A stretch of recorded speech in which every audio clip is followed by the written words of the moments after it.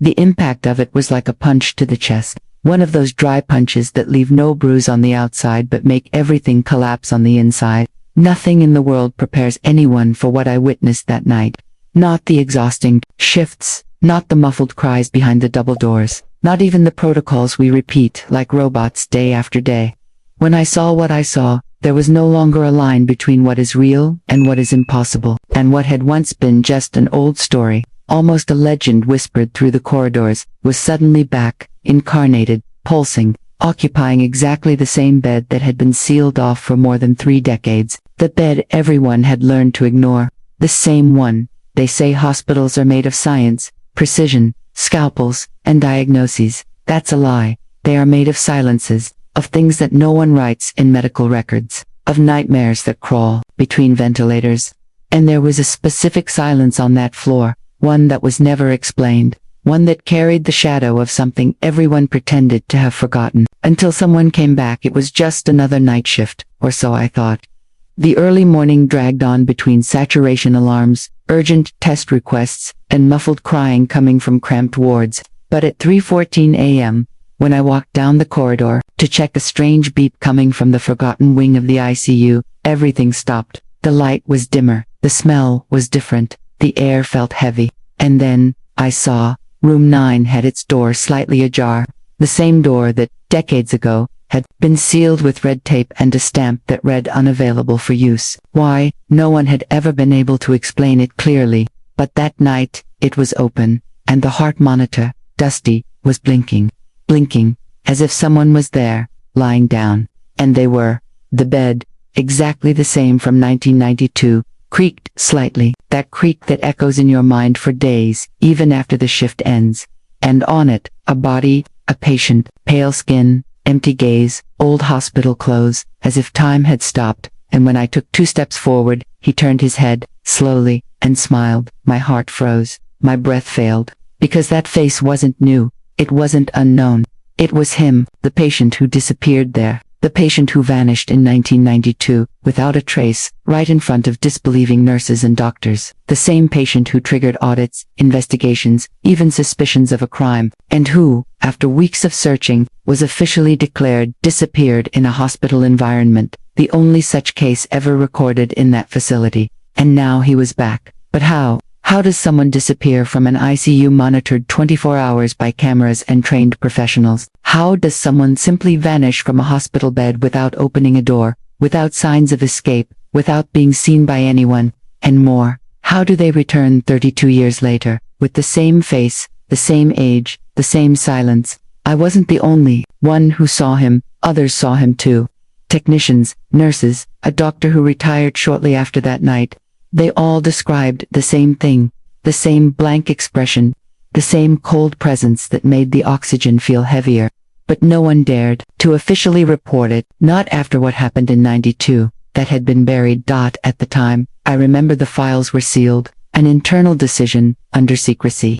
What remained were rumors, whispered comments over coffee, and the feeling that that wing should never be accessed again. It was as if the hospital itself wanted to forget.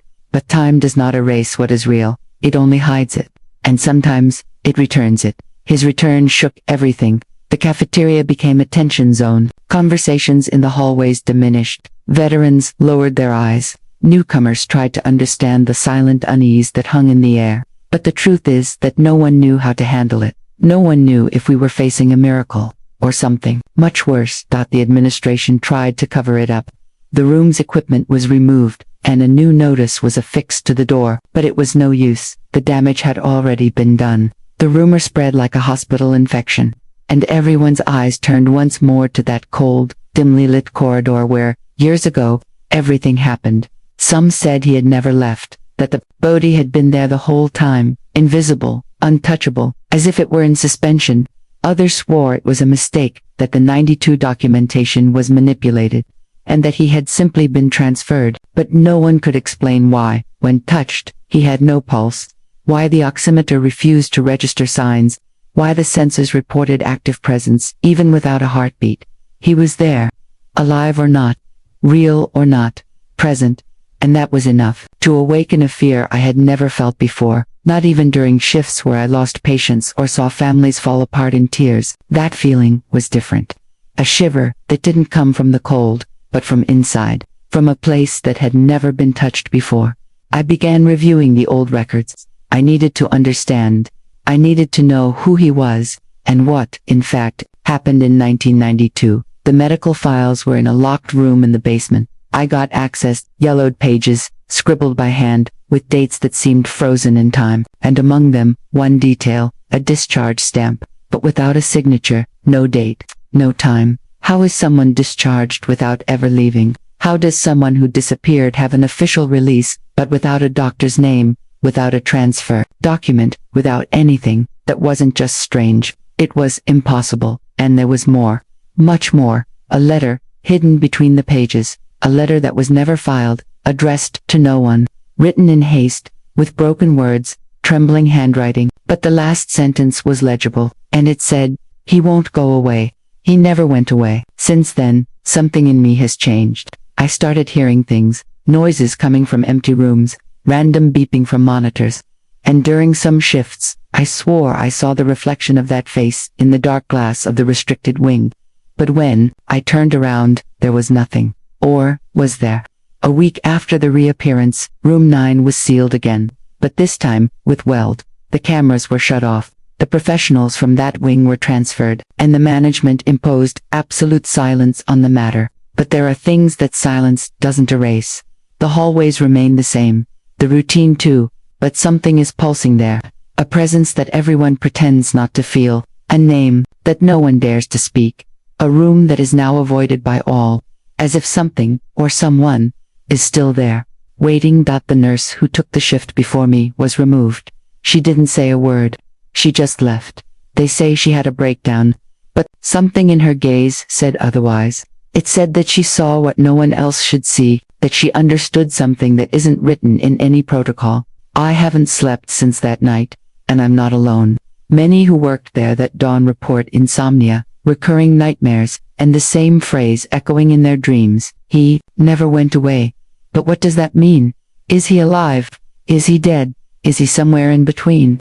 And why did he return now, after exactly 32 years? What does he want? Or worse, what has he never stopped wanting? From the moment he reappeared in that bed, it was as if the hospital had stopped obeying time. The hours no longer followed a logical sequence on that floor. There were professionals who swore they had spent 20 minutes inside the wing, and, upon leaving, realized that more than 2 hours had passed outside. Others, on the contrary, claimed to have been sitting for a long time, but when they checked the clocks, only seconds had gone by. This distortion, although officially denied, began to repeat itself so frequently that no one dared to enter the restricted wing alone anymore. Time inside that place seemed to breathe, and its breath was unstable. The monitoring machines, especially those that recorded vital signs, began to fail in a synchronized manner every night exactly at 3:14 a.m. There was no logical explanation. It was the exact time the patient disappeared for the first time in 1992, and now it repeated like an echo, like a fixed point in time that refused to be erased. Technical reports tried to attribute this to failures in the electrical network, but the emergency generators were never activated. The system didn't crash, it just went silent, as if the entire hospital was holding its breath for 7 minutes, waiting for something to happen. And during that interval, there was always the sensation that someone was standing behind each professional. Even in rooms where there should only be sleeping patients, the motion sensors began detecting movement where there was no one. The automation system would turn devices on and off at erratic times, trigger emergency alarms in empty rooms, and on 2 occasions, the defibrillators were activated by themselves while still in storage. The maintenance staff reviewed all the installations, replaced sensors, tested all the cables, but found no explanation for the events. The hospital eventually chose to disconnect part of the wing's electronic records. It was better to work with clipboards than to feed further collective panic with alerts that seemed to come from a plane. No one understood. The manifestations weren't limited to the equipment. The patients themselves began reporting presences. Some said they woke up in the middle of the night and saw someone standing beside the bed, wearing old hospital clothes. Others, in states of delirium, repeatedly mentioned the number 9, even without knowing the history of the wing. An elderly man with advanced stage Alzheimer's, who hadn't spoken in months, began to whisper, 32, 32, 32. The doctors couldn't find any clinical correlation for this behavior, but those who knew the story understood. 32 were the exact years between the disappearance and the return. The ICU walls started showing unexplained damp spots. A specific smell emanated from them, similar to wet cotton, mixed with old ether. It didn't come from pipes or leaks. It was as if the structure were sweating a memory, a mark of what had been trapped there. When the cleaning team tried to scrape the walls to repaint them, they discovered that beneath the layers of paint there were inscriptions made with some dark material, lines, symbols, small circles, repeated multiple times, always pointing in the same direction. The bed in room 9, a nurse decided to record the environment during the night. She placed her phone in the central corridor, set to record for 6 hours. When she listened to the recording the next day, her expression changed. She couldn't speak, just trembled. She handed the device to a colleague, who turned pale upon listening to the first few minutes. In the middle of the recording, a hoarse voice whispered, "One is still missing." The phrase repeated every 37 minutes, always in the same tone. At the time of the system failure, at 3:14 a.m., the audio went silent for exactly 7 minutes. After this interval, the same voice said, "Now he knows." No one could explain whose voice it was, or what it knew. The medical records began to be mysteriously tampered with. Information disappeared. Exam data was replaced with nonsensical phrases. One patient's file, under observation, was printed with the words, "He passed through here." It wasn't a printing error. It wasn't a system issue. The font was different, the margins misaligned. The source of the modification was completely external. When technicians tried to locate the origin of the command, the system froze, and all of that patient's data was permanently erased. He was discharged a few days later, but claimed not to remember anything from the time he was hospitalized. A child hospitalized with suspected meningitis spent 3 days in a coma. Upon waking, she asked for paper and pencil. Without ever having heard the hospital's story, she drew an isolated bed, a man sitting silently, and several clocks floating around him. When asked what it meant, she answered, "He's waiting for the others." After that, she fell into complete silence and refused to sleep. She said that if she slept, she would wake up in the wrong room. Her parents decided to take her away. The doctors couldn't find neurological explanations, but the nurses knew. No one wakes up with that kind of fear for no reason. As the reports accumulated, older professionals began to revisit memories they had buried. A retired doctor approached the hospital administration, asking to speak about the night of 1992. She brought with her an old journal.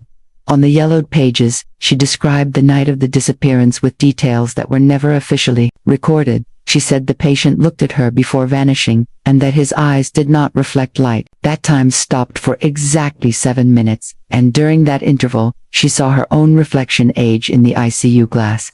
She also reported that, after the disappearance, a letter had been left on the bed's clipboard.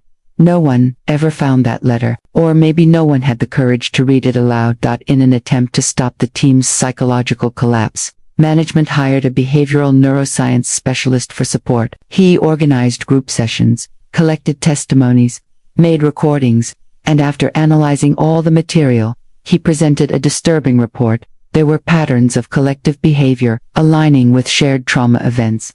But there were also neurological responses that didn't match any known reference. In other words, something was happening in that hospital that went beyond psychological, neurological, emotional, and physical limits, and no one knew how to contain it. One night, a terminal patient suffered a sudden cardiac arrest. During resuscitation procedures, the monitors of all ICU beds started beeping at the same time, even without incident.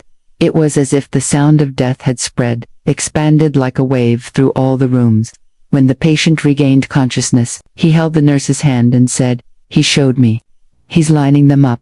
No one understood at the time, but the phrase was written down, and days later, other patients began repeating the same expression: row, position, order. They were being aligned, grouped, like pieces on a board that only he understood. The emotional tension became unbearable. Many began requesting transfers. Others took consecutive sick leaves. Night shifts became the most feared. And still, the symptoms persisted.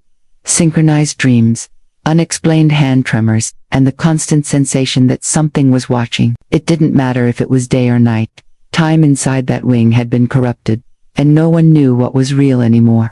Doors locked on their own. Medications disappeared from carts, and sometimes, the radios picked up an old transmission dated 1992, with voices no one recognized, discussing a hospitalization that was never officially recorded. How is it possible that a patient, upon disappearing, continues to be present? How can absence become such an absolute form of presence that the entire environment bends to its will? Did he never really disappear? Was he always there, waiting for the exact moment to show himself again? Or could it be, that he still hasn't finished what he started? What once was merely discomfort gradually turned into an inescapable feeling of being watched. It didn't matter if someone was alone or accompanied. There was always the impression of an extra pair of eyes, observing everything, a silent, fixed, patient gaze, and when silence took over the room between an IV change and the next heart monitor alarm, it was in that interval that the senses picked up what the eyes could not see. The perception of presence became as dense as the air before a storm, filling the mind with a doubt that no technical training could eliminate. What if he was indeed there, not as a body, but as an anchor refusing to be pulled? The shadows began to move independently of the light. Maintenance technicians, used to electrical phenomena, could no longer give plausible explanations for the fluctuations occurring exclusively in that corridor. Light bulbs flickered in sequence, as if being controlled by an intelligent pattern, and during a night patrol by 2 security guards, one of them claimed to have seen his own reflection wave at him from the wing's doorway.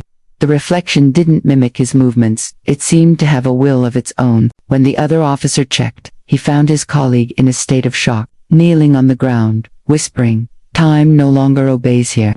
Records from the time of the disappearance began to reappear in unusual places. Typewritten papers, long thought lost, surfaced inside locked cabinets. Among current documents, one of them was found between the pages of a newly printed nursing manual, and on that paper, a handwritten note in red ink. Don't try to understand. The handwriting was unfamiliar, but the page bore coffee stains identical to those on other 1992 documents. The analysis lab concluded the ink used did not belong to any current pen model. It was as if the past itself had decided to return to the present, demanding to be read. During a medical conference held in another wing to distance the team from the tension, one of the participants stood up in the middle of the speaker's presentation, walked to the wall, and began drawing a symbol with his finger, a symbol he didn't recognize. He was not conscious. After the episode, when interviewed, he said he had been dreaming of a sequence of doors, all led to the same room. And in the center of that room was only the bed, with the patient sitting, and broken clocks surrounding him. A psychiatrist followed the case and classified it as collective induction. But other professionals began reporting similar dreams in the following weeks. It was during one of those dreams that a nursing technician remembered a sound, an old sound, almost forgotten, that had marked the night of the disappearance. The click of a pen. According to her, the sound had been heard just before the last written word was found in the patient's chart, and that same click was recently captured during the recording of a medical report. Upon reviewing the audio, they heard not only the click, but also a slow breath afterward, as if someone had leaned in to write. The room was empty during the recording.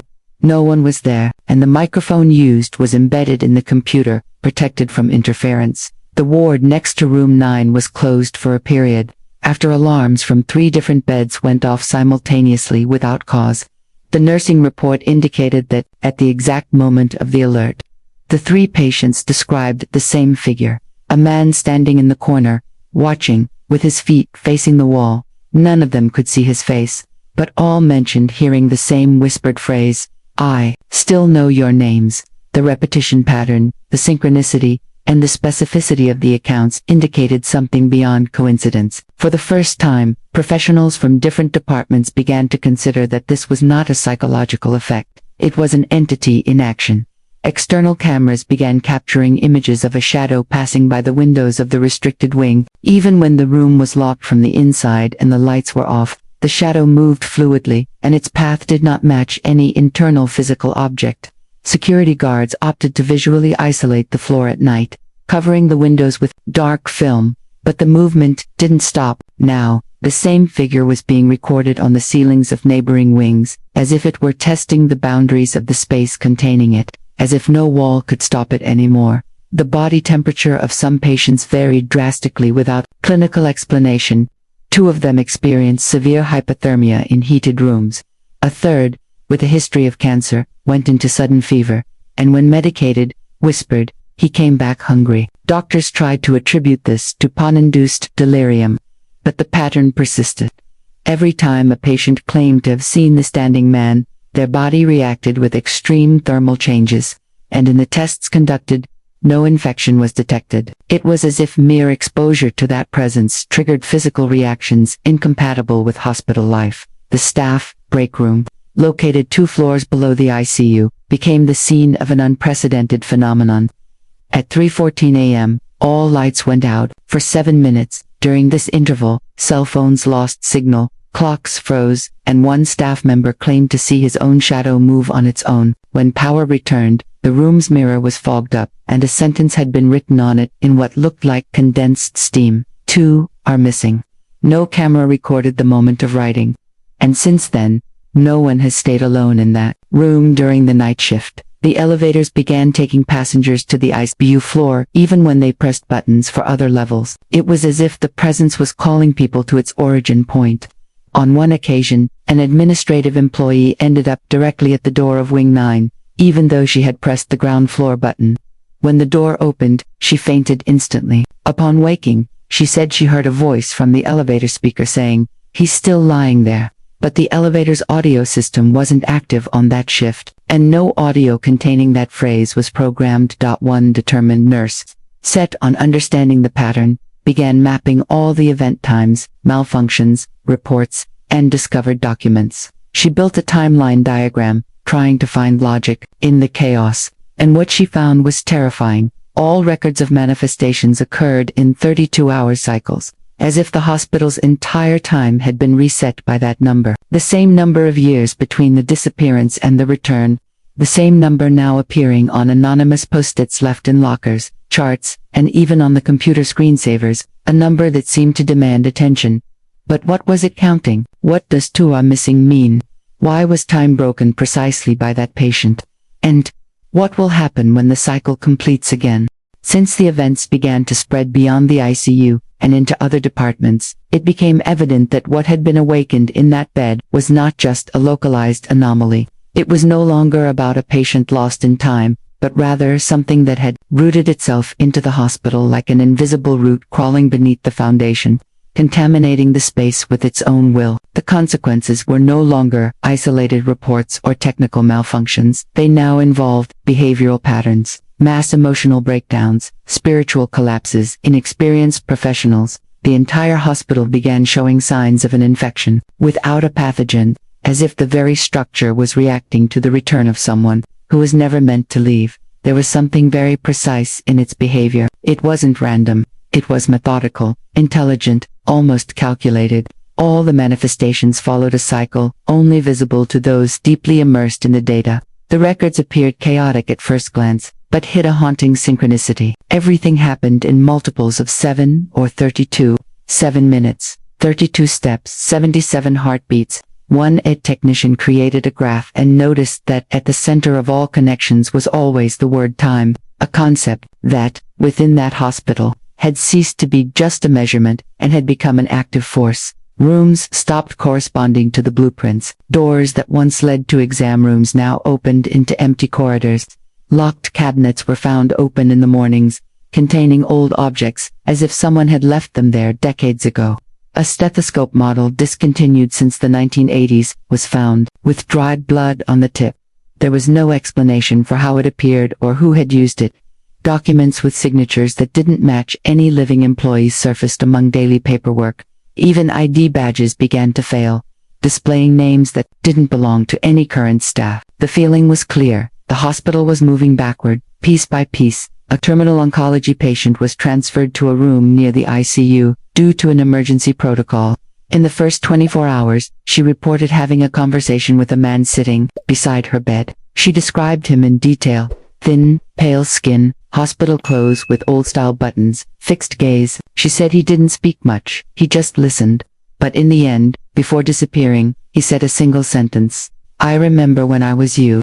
The most frightening part was that, when checking the patient's vitals that night, her heartbeats doubled for exactly 7 minutes, as if another body had overlapped hers. The pediatric wing, even far from the ICU, began reporting cases of children waking up screaming at night, always saying they had been taken to the room with no light. The drawings made during occupational therapy always depicted the same scene, a bed surrounded by black walls and a faceless man watching from the background. One boy drew melting clocks on the wall. None of them had heard the ICU story. None of them knew about the 1992 patient, but the pattern repeated. As if children were more sensitive to the presence, adults tried to deny a kind of primal perception that defied medical logic. The hospital psychologist, after interviewing 3 different patients who reported encounters with the man of frozen time, decided to spend a night in the wing alone. She set up a hidden camera, placed a recorder, and sat silently for 4 hours. Nothing happened. But when reviewing the audio the next day, she noticed that the captured sounds didn't match her experience. There were breaths interspersed with hers, and at a specific moment, the sound of a chair being dragged. The most chilling part, for 3 minutes, her own voice can be heard answering questions she swears she never heard, as if another version of herself had been present, interacting with something that should not exist. The building's blueprints were reviewed. Architects and engineers tried to determine if there was any spatial logic behind the manifestations. What they found was a structural inconsistency. Bed 9 in the ICU should not exist. It was located over an area that, in the hospital's original plans, had been designated as technical space, a structural void. However, over the years, modifications were made, floors were adjusted, and there a bed was placed that, theoretically, is resting on nothing. A space where there should be no weight, no occupancy. As if the patient had always been lying over emptiness, a point where reality was incomplete. That bed became the center of everything. Even locked, even sealed, even isolated, it was where the sensors detected heat. It was where the monitors picked up heartbeats. And it was where everything converged, as if the patient, though absent, was still controlling the cycle. One of the cleaning assistants, who had never believed in any of this, decided to touch the bed rail during a careless moment. He was found unconscious minutes later, eyes open, body trembling slightly. He didn't respond to stimuli. When he woke up, he remembered nothing but wrote on a sheet of paper without being prompted. He doesn't want to be remembered. He wants to be continued. The hospital turned into a haunted organism. Every attempt to rationalize the phenomena failed. Whatever was there did not obey known laws. Gravity, time, language, identity, everything was malleable in that wing. Reports began to emerge of staff members seeing themselves inside the ICU during dreams, even while sleeping at home. One of them woke up with compression marks on his arms, similar to those left by hospital straps. There was no way to prove it, but the coincidences were too many to ignore, as if everyone was connected to something that extended its presence beyond the walls, beyond the flesh. During one particularly quiet night, the hospital's power went out, generators kicked in, but on the ICU floor, nothing turned on. Systems that should have been automatic failed for 14 minutes, double the previous pattern. When power returned, all doors in the restricted wing were open, presence sensors were burned out, and on the walls, phrases written in something dark, in different languages, all translating to the same message. He was never just one. That changed everything. That indicated that perhaps the patient was not an individual, but a manifestation of something collective, something that had taken form in 1992 but had been in many before and after. And what if he's not a person? What if the bed never held just one body? What if what we call the patient is only the reflection of a greater void using human forms to be noticed? And more importantly, if he's no longer one, how many are ready to rise? From the very first signs that the presence was no longer confined to the ICU, it became impossible to deny that the entire hospital had become just a massive reflection of a single bed, as if the whole building had been unconsciously erected around it, not designed by human hands, but by a force that understood the architecture of fear better than any engineer. Everything led to that bed. Every path, every door, every malfunction, every memory, nothing worked independently anymore. The systems followed patterns that weren't logical. People moved by impulses that weren't theirs. Thoughts, even the most intimate, seemed molded by something that wanted more. More space, more time, more eyes, more voices. What had been dormant for 3 decades now, walked the hallways, not with footsteps, but with intentions. The void left by the patient was never just an absence of a body. It was a space created inside the memory of everyone who had ever passed through there, and over the years, that space was fed, by silence, by fear, by neglect, until it became something larger than any individual could comprehend.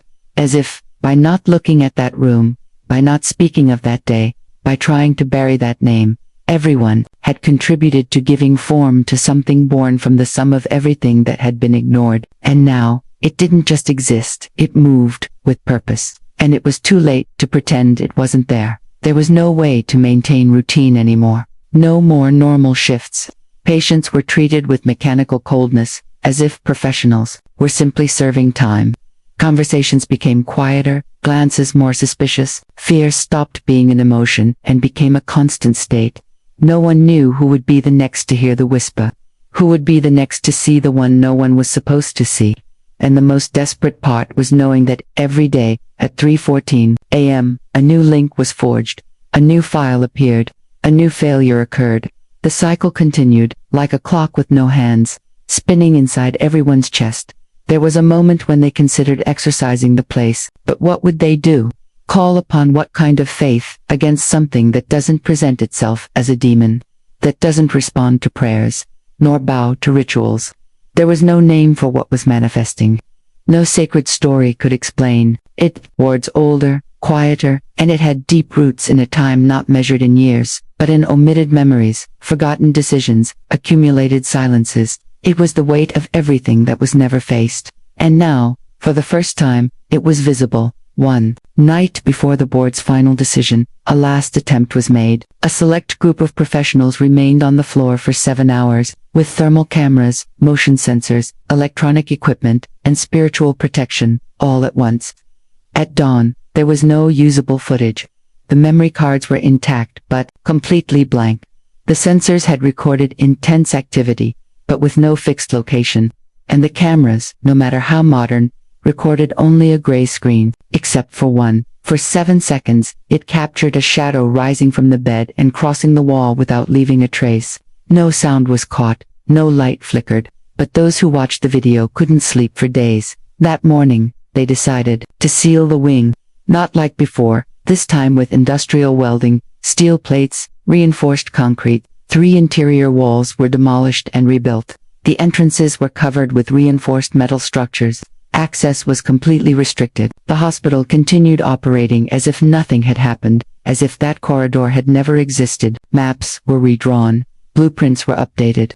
That place was now a deactivated technical sector, but those who had lived it, they knew. No one forgets. No one sleeps the same after seeing a patient disappear from time and return with the same frozen stare 32 years later. No one heals after hearing their own name whispered in an empty room. No one remains the same. The team was dissolved. Professionals were transferred, retired, dismissed. Many entered intense therapy. Some moved to other cities. Others left the profession. But even far away, they reported the same thing. Recurring dreams of endless corridors, numbered beds marked with blood, and a figure sitting at the edge of the bed, waiting, always waiting. As if it was no longer part of a physical place, but of an internal reality implanted in the minds of everyone who got too close. The patient ceased to be an individual and became a symbolic presence, a reminder that there are forces that do not accept being ignored. There was no official news, no newspaper published the story, no investigative report was made. The hospital kept its reputation, patients kept coming, being treated, medicated, saved, but somewhere underground, beneath the renovated foundations, the core of that bed still pulses. On very quiet nights, the lonely beep of a monitor no one can access is still heard. Time still glitches briefly at 3:14 a.m., and sometimes, during shift changes, someone feels the soft touch of a hand on their shoulder, as if saying, "Now it's your turn," because he never left, he only waited. And now that all eyes have turned to him, now that the corridors are sealed, he seeks other forms, other entries, other voices. He no longer needs the bed. He understands that memory is a wider place, that fear is more fertile, and that dreams, those we pretend not to remember upon waking, are the most open corridors that exist. He moves through them, without haste, because time does not limit him, and because everyone who saw him, in some way, already belongs to him. If he reappeared after 32 years, what will happen in the next 32? If even with everything locked, sealed, and hidden, he still manages to manifest, what kind of force is acting? Does he need to be lying in that bed to exist? Or was the bed merely the first portal, the first body that agreed to be the vessel of broken time? And what if the next manifestation isn't in a hospital? What if he has learned to move through data, images, and memories scattered among people who don't even know they were involved? Because if there's one thing that became clear from all the reports, it's that he doesn't need to be seen to be felt, doesn't need to be there to be remembered. He feeds on silence, on the unspoken, on what is buried beneath routine. And now, at this exact moment, while you read these words, there is a silence somewhere, a corridor without noise, a camera that blinked, a sensor that triggered without explanation, and maybe, just maybe, someone is looking at the empty bed and hearing a familiar sound, the beep, always the beep. And with it, time bends. Time offers itself. Time calls him, and he answers. He always answers, even if no one knows his name, even if he was never recorded, even if he was never just one, even if he is now. If you made it this far, tell me, do you really think it was just a story, or could it be that some part of you also felt like you've already laid in that bed? Comment below what you would do if you were in that hospital that night. Before you leave, hit the bell, because the next alarm might be for you. Subscribe before the clock strikes 3:14 again.